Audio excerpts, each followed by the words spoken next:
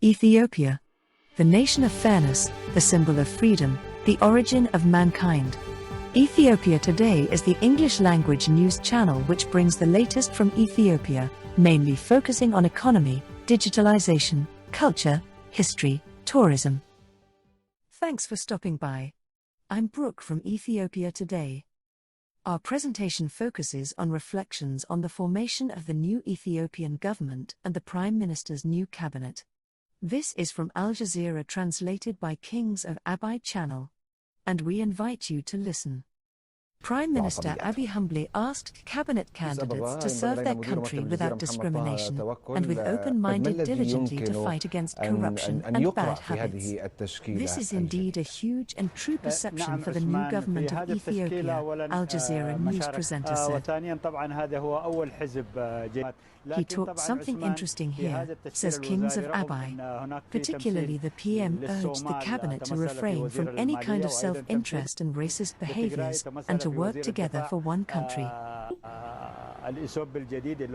Al Jazeera reporter from Addis Ababa, Mohammed Bouatoukou. Al Jazeera studio, what are we learning from the new cabinet appointment? Mohammed from Addis Ababa. The first and most important thing we learned from this cabinet is the appointment of 3 cabinet members from opposition parties.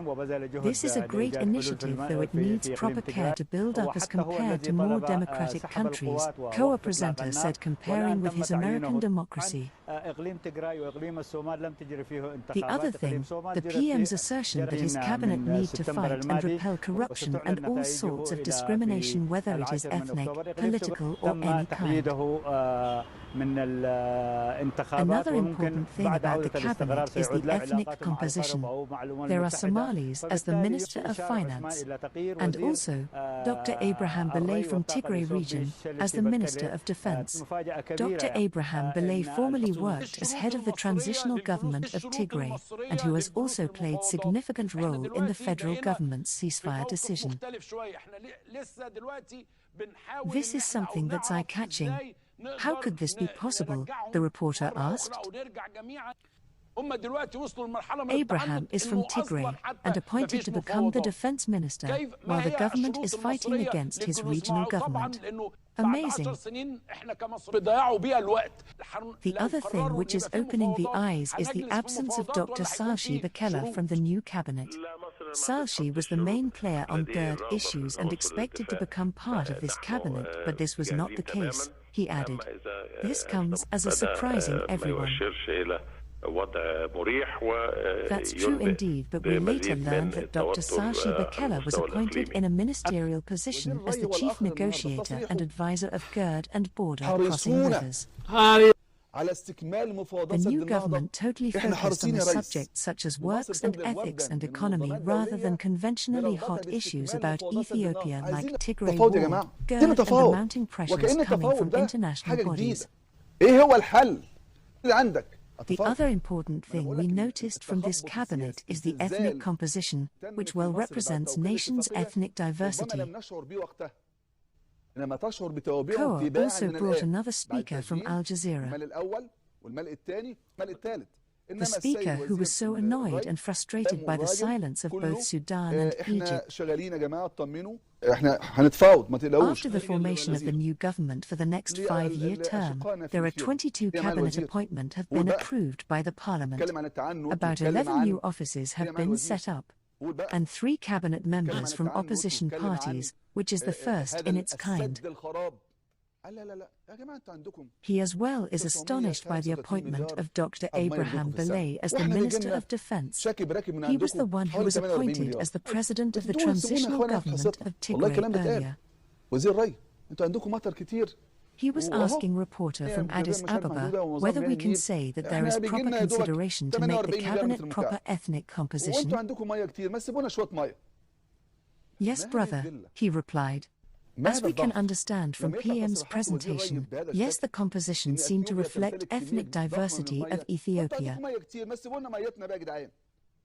In general, the overall political implication and issues raised was solely focused on eradication of poverty and economic development founded on professionalism and great work ethics. No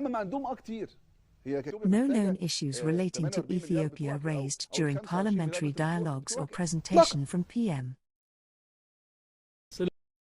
Ethiopia, being the country that has never been colonized and maintained its sovereignty and independence, was something loudly voiced during the inauguration ceremony of the new government.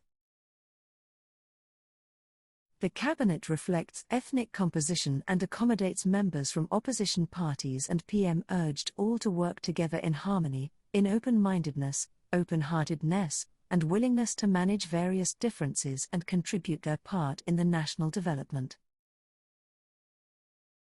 The appointment of Dr. Abraham Belay expected to play a crucial role in building relationship between the federal government and the war-torn region of Tigray.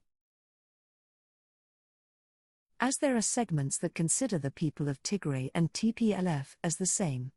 But this doesn't reflect the truth on the ground.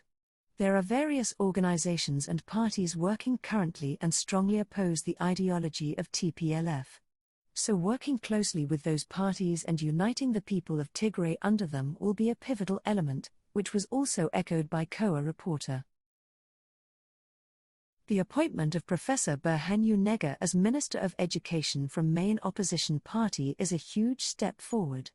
He has been struggling to bring political change in Ethiopia for a long time.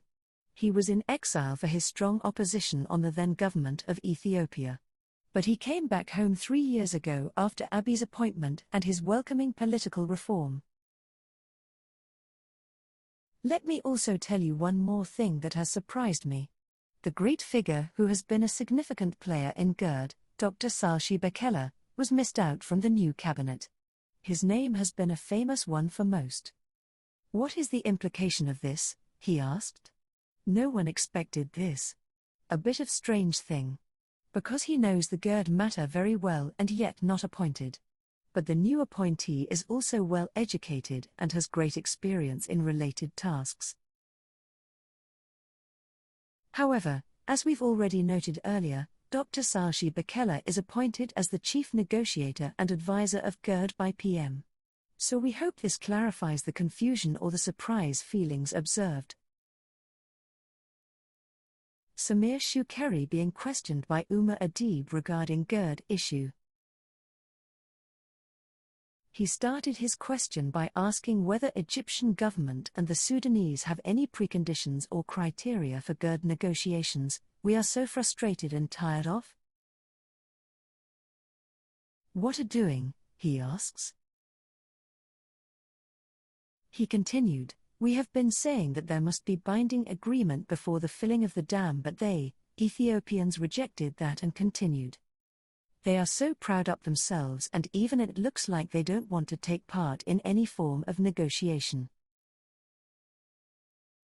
Negotiation has been brought back to African Union, but what have you put in place for this as preconditions or criteria?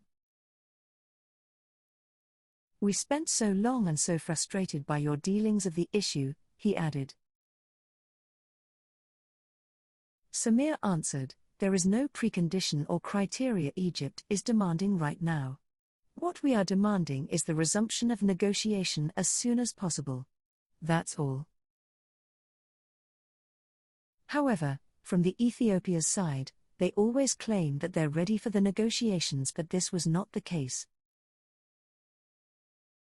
Samir Shukeri not responded the question posed by the gentleman as honestly as he can. However, obviously this is not the position of Ethiopia. Shukeri continues to say that now they came to have a common understanding with their Sudanese counterparts on the next step. We don't want to stick with the negotiations if that never happens. However, we are confident with the current African Union President to handle the duty of negotiations in good terms. Samir said that they will agree on what the AU put forward. This is something that's totally different from what Egyptians have been saying so far, says COA. We will discuss issues relating to filling the GERD and its management during prolonged period of drought, he added. As long as Ethiopia is ready to negotiate, the timing won't be long, Shukri said. We are fully ready anytime the AU president calls and Ethiopia shows similar willingness. But we don't see such willingness from Ethiopia, added. Yasir Abbas, Minister of Egypt's Irrigation, asked by an Egyptian man, who always say boldly that Egypt should blow the GERD. Egypt shouldn't have gone for negotiation table after all, according to him. What's the negotiation for? Negotiating with Egypt's water? Yasir Abbas keeps saying that they're taking care of everything and negotiations will be reached soon and telling the public to stay calm and sleep, he added. They're telling us they're doing what they can do to reach an agreement. What is the negotiations for? Negotiate for Egypt's water? There shouldn't be any kind of negotiations. The Nile is our water, an Egyptian resource. This is extraordinary claim. We're not quite sure that whether Nile is Egypt's sole owner water. You are leader, we understand that you have good intention and willingness, he mocked. Is negotiation your only weapon to make the deal? You still keep telling us that same old statement? What kind of negotiations you're going to make?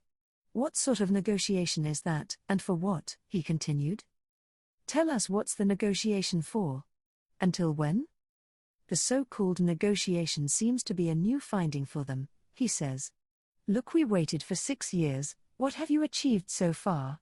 What have you done? They always say that they are going to negotiate.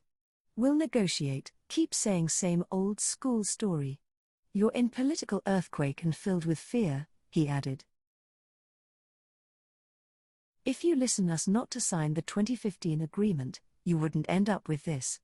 You understand now properly the results of your job. The first filling passed, and then the second filling, and now they will be starting producing electricity. So you're waiting for the third filling, he said. Let me say one thing to our brothers Ethiopians. This dam badly harms Egypt, he says. You Ethiopians, you got about 1,000 meter cube rainfall every year, why do you want to stop small amount flowing down to us? What happens if you give us that small portion? You got plenty of waters.